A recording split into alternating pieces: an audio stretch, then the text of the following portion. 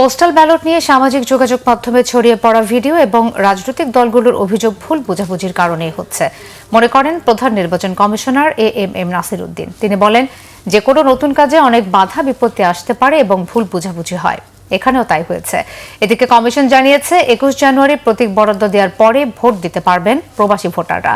25 জানুয়ারির মধ্যে ভোট দিয়ে রিটার্নিং কর্মকর্তার কাছে পাঠাতে হবে ব্যালট। রিপোর্ট আসমা আক্তার নুপুরের।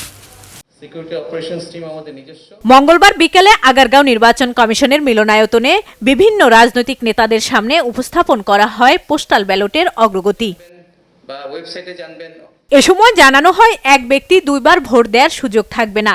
পোস্টাল ব্যালটের জন্য নিবন্ধন করার পর কেউ দেশে ফিরলেও তিনি সরাসরি ভোট দিতে পারবেন না।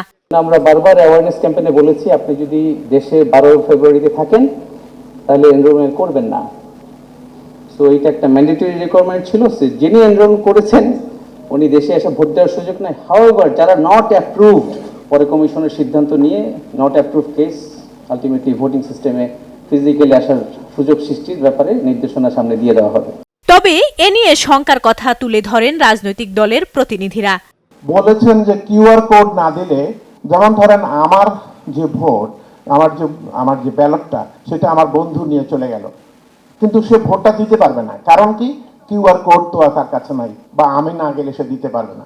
এই পর্যন্ত আমি নিলাম, কিন্তু ওই ভোটটা তো আমি দিতে পারলাম না।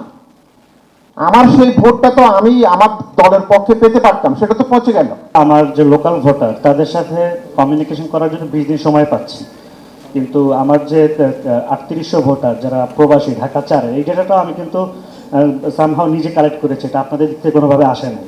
তো এই 3800 ভোটারদের কাছে আমি কিভাবে পৌঁছাবো? এখনো যদি সুযোগ থাকে তাহলে ব্যালটে উল্লেখিত যে সিম্বলগুলো রয়েছে এই সিকোয়েন্সটি আমি একটু পুনর্বিবেচনার আবারও আহ্বান জানাচ্ছি।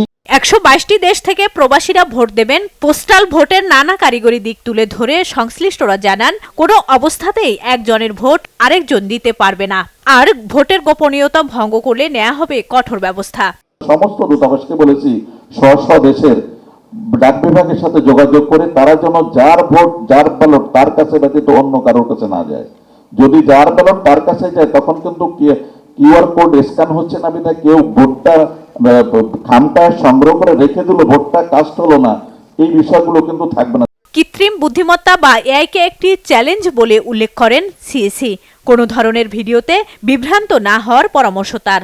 যে কোনো একটা নতুন উদ্যোগে কিছু হয়তো বা ভুল ত্রুটি হতে পারে, মিসআন্ডারস্ট্যান্ডিং হতে পারে। আমি ভুল হয়েছে বলবো না, অনেক সময় আন্ডারস্ট্যান্ডিংটা ক্লিয়ার হয়ে গেলে, কনফিউশনটা ক্লিয়ার হয়ে গেলে দেখবেন যে নিজে নিজে বুঝবেন যে না, এখানে আসলে কোনো অন্য কোনো মোটিভ কাজ করে না, এই জিনিসটা হয়েছে।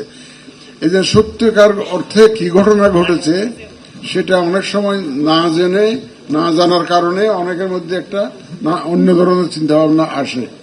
এদিকে ইসিতে কমিশনারের সঙ্গে বৈঠক করেন সুইডেনের রাষ্ট্রদূত। নির্বাচন সংশ্লিষ্ট বিভিন্ন বিষয়ে কথা বলেন তিনি। আসমা আক্তার নুপুর, বাংলা ভিশন, ঢাকা।